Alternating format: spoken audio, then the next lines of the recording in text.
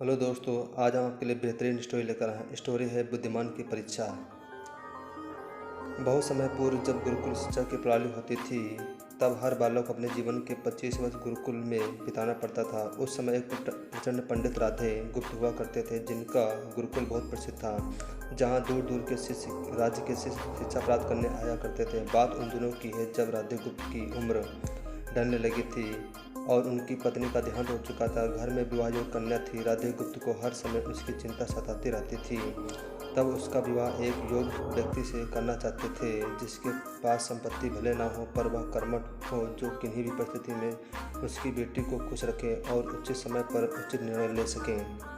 एक दिन उनके मस्तिष्क में एक ख्याल आया और उन्होंने इस परेशानी का हल सोचा। क्यों ना वो अपने खुद के शिष्यों में ही योग्य वर की तलाश में उनसे बेहतर उनकी बेटी के लिए और क्या हो सकता है। इस कार्य के लिए उन्होंने बुद्धिमान की परीक्षा लेने का निर्णय लिया और सभी शिष्यों को एकत्र किया। राधे गुप्त ने सभी से कहा कि वे एक परीक्षा आयोजित करना चाहते हैं, जिससे सभी की बुद्धिमानी का परिचय होगा। उन्होंने सभी से कहा कि उन्हें अपनी पुत्री के विवाह की चिंता है, जिससे वे चाहते हैं कि उनके शिष्य विवाह में लगने वाली सभी सामग्री रास्ता चुनना पड़े, लेकिन उन्हें चोरी कर कोई देख ना सके। इसी एक शर्त का पालन सभी को करना है। अगले दिन से सभी शिष्य कार्य में जुट गए। रोजाना कोई ना कोई तरह तरह की वस्तुएं चुरा कर लाता और राधा गुप्त को दे देता।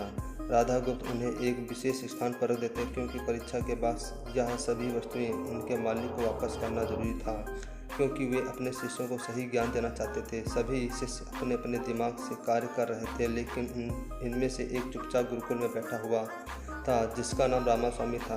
वह राधा गुप्त का सबसे करीबी और होनहार छात्र था। उसे ऐसा बैठे देख राधा गुप्त ने उसका कारण पूछा। तब रामास्वामी ने बताया कि आपने परीक्षा की शर्त के रूप में कहा था कि चोरी करते वक्त इसे कोई ना देख सके। इस प्रकार अगर हम अकेले में भी चोरी करते हैं, तब भी हमारी अंतरात्मा उसे देख रही है। हम खुद से उसे नहीं छिपा सकते। इसका अर्थ यही है, चोरी करना व्यर्थ है। उसकी यह बात सुनकर राधा गुप्त के चेहरे पर खुशी छा जाती है। वे उसी वक्त सभी को एकत्र करते हैं और पूछते हैं कि आप सबने चोरी की क्या? उसे किसी ने देखा? सभी कहते हैं नहीं। राधा गुप्त कहते हैं कि क्या आप अपने वर्तमान अंतर्मन से भी इस चोरी को छुपा सके? सभी को बात समझ आई कि सबका से नीचे झुक जाता सिवाय रामास्वामी के। राधा गुप्त रामास्वामी को बुद्धिमान की परीक्षा में अव्वल पाते हैं और सभी के सामने कहते हैं कि यह परीक्षा मेरी पुत्री के लिए उचित वर तलाशने के लिए रखी गई थी। इस प्रकार मैं रामास्वामी का भी अपनी पुत्री के साथ तय करता हूँ। सभी खुशी से झूम उठते हैं। साथ ही चुराई हुई हर एक वस्तु को उसके मालिक को सौंप विनम्रता से सभी से क्षमा मांगते हैं। कहानी की शिक्षा।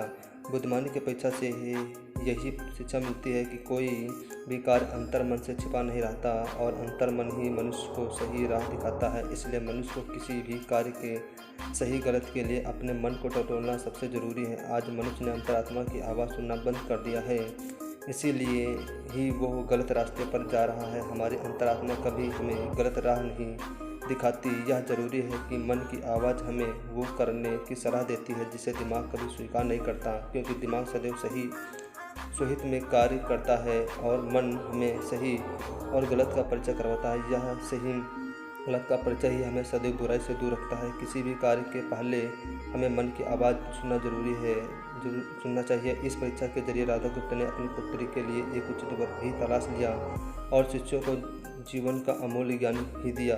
आज के वक्त में कोई भी शिक्षक एवं शिक्षण पद्धति मनुष्य को धन कमाने तक का ही ज्ञान देते हैं। एक बालक का सर्वांगीण विकास कहीं न कहीं लुप्त हो चुका है। आज का मनुष्य केवल बड़े होकर एक धनवान व्यक्ति बनने का ही ज्ञान विद्यालयों में लेता है। उस बालक को सही गलत का बोध कराने का दायित्व कोई भी नहीं लेता, क्योंकि उनके माता पिता भी आज के दौर में बस पैसा कमाने में लगे रहते हैं और शिक्षक भी केवल किताबी ज्ञान देकर अपने दायित्व से मुख मोड़ लेता है। ऐसे में यह छोटी छोटी कहानियाँ व्यक्ति को सही गलत सिखाने में अहम भूमिका निभाती हैं, लेकिन आजकल के लिए भी वक्त मिलना मुश्किल है। यह एक गंभीर समस्या है, जिसके फलस्वरूप आज के बच्चे आसानी से गलत राह पर चलने लगते हैं और उन्हें इसका भान तब होता है जब वे पूरी तरह ग्रस्त हो जाते हैं। अतः ज़रूरी है कि हम सभी आज की पीढ़ी का ज्ञान वर्धक बातें भी सिखाएं। अगर आपको कहानी पसंद आई है तो चैनल को सब्सक्राइब करें और आगे की वीडियो के लिए चैनल को लाइक भी कर लें, शेयर भी करें। Thank for watching my videos.